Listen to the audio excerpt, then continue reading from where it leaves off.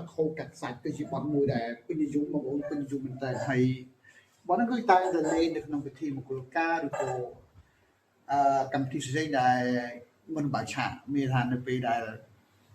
កម្មវិធីចាប់ដើមហូរនៅក្នុងពិធីមង្គលការមួយភ្ញៀវចាប់ដើមចូលមកញ៉ាំការគឺគេលេងបទហ្នឹងមុនគេមិនបាច់ឆាកមានថាកម្មវិធីចាប់ដើមហ្នឹងគឺបទតខោកាត់សាច់ហើយបទហ្នឹងខ្ញុំមកដល់មកចំណងជើងអញ្ចឹងឯងធ្លាប់ดูរហូតនៅពេលយកពីការគេគឺឃើញគេលេងតែចំណងជើងនេះគឺតខោកាត់សាច់ហើយព្រោះមែនតើហើយខ្ញុំលេងជីត្រលគឺថាលេងមើលជាងការលេងអកដងឬក៏ថាលេងជាមួយភ្លេងការប៉ុន្តែសារយើងតស្ទាត់អញ្ចឹងការលេងបទនេះគឺមានទូទៅពួកច្រើនកន្លះវិធីច្រើនមែនតើសុទ្ធតែម្ដងអញ្ចឹងត្រូវការសោកខ្លាំងណាស់ហើយបើយើងចាំអត់ច្បាស់គឺរៀនអត់តទេអញ្ចឹងយើងលេងមួយសិនដល់ពេលនេះគឺយើងលេងបានខ្ញុំលេងបានហើយប៉ុន្តែយើងងាប់ជាងមុនហើយមុនមើលលេងងាប់បាយយកទាំងនោះប៉ុន្តែនៅពេលជាស្ទាត់លេងបានអញ្ចឹងសាលាខ្ញុំបាទគឺរៀនតាមដល់ភ្លេងនៅពេលយើងចេះដល់ភ្លេងគឺយើងលេងបានហើយយើងដឹងចង្វាក់ដឹងសញ្ញានេះគឺយើងអាចរៀនបានរៀនតែ12ម៉ោងទេគឺយើងអាចប្រើការបានហើយសម្រាប់ឧបករណ៍ភ្លេងបារាំងខ្មែរបើសិនជារៀននៅសាលាអភិរក្សភ្លេងខ្មែរសាខាភ្នំពេញបាទសូមអរគុណហើយស្ដាប់មើលសិនណាអូខេ